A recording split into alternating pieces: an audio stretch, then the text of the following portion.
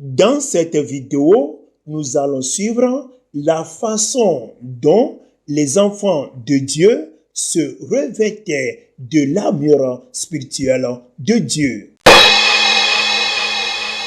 Le titre de notre vidéo est « L'armure spirituelle de Dieu ».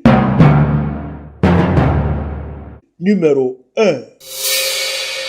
Si quelqu'un donne sa vie au Seigneur Jésus-Christ pour être sauvé, et c'est la bonne chose qui doit arriver dans la vie de toute personne dans ce monde, là, l'ennemi qui ne voulait pas que les gens adorent leur Dieu va s'opposer à toi, ce chrétien, pour t'amener à désobéir à Dieu pour que tu puisses vivre dans le péché, pour que ta vie soit contraire à ce que Dieu voulait de nous.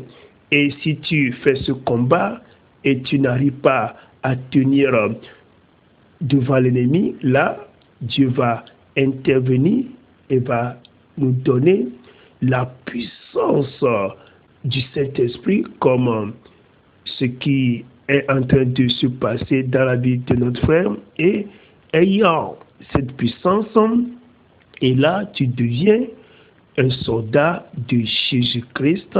Cette image est la représentation des chrétiens en tant que soldats de Jésus-Christ selon le 2e livre de Timothée, chapitre 2, du 3e au 4e verset. Parce que Dieu veut que ses enfants puissent lutter, combattre l'ennemi, le diable, qui n'aime pas que les gens obéissent à Dieu. Dieu va nous équiper par ses armures, parce que le combat n'est pas charnel, mais le combat est spirituel. Donc, le chrétien, un vrai enfant de Dieu, rempli du Saint-Esprit, doit avoir les armures de Dieu comme le bouclier pour faire face aux flèches enflammées du diable. Et puis, Dieu va nous donner l'épée comme la puissance du Saint-Esprit, l'épée comme la parole de Dieu que nous allons utiliser chaque fois que l'ennemi va nous attaquer. Il faut que nous, les chrétiens, on va utiliser le bouclier de Dieu et puis l'épée comme la parole de Dieu pour combattre l'ennemi, le diable, qui n'aime pas qu'on fasse la volonté de notre Créateur. Et ce combat, tel que nous le disons, est spirituel, et nous avons besoin de garder cette armure que Dieu nous a donnée pour combattre l'ennemi chaque fois.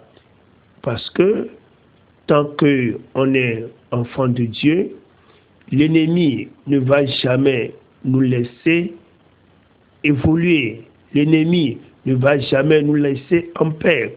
C'est pourquoi nous devons être prêts, ayant toujours dans nos mains les armures de Dieu, et on ne doit jamais abandonner ces armures de Dieu, parce que l'ennemi va tout faire pour que toi, chrétien, tu puisses abandonner les armures que Dieu t'a données. Faut jamais abandonner les armures que Dieu t'a données. Faut garder ces armures jusqu'au retour du Seigneur Jésus-Christ, jusqu'à ce que tu partes de ce monde éphémère. Jésus-Christ nous bénissons. Amen.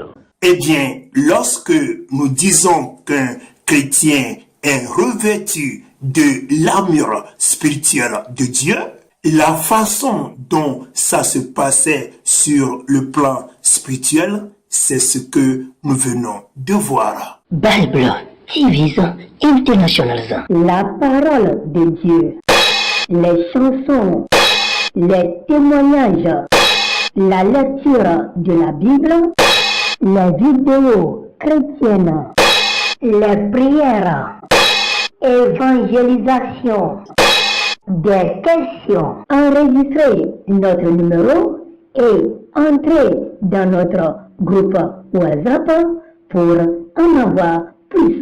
Bible TV's Internationals.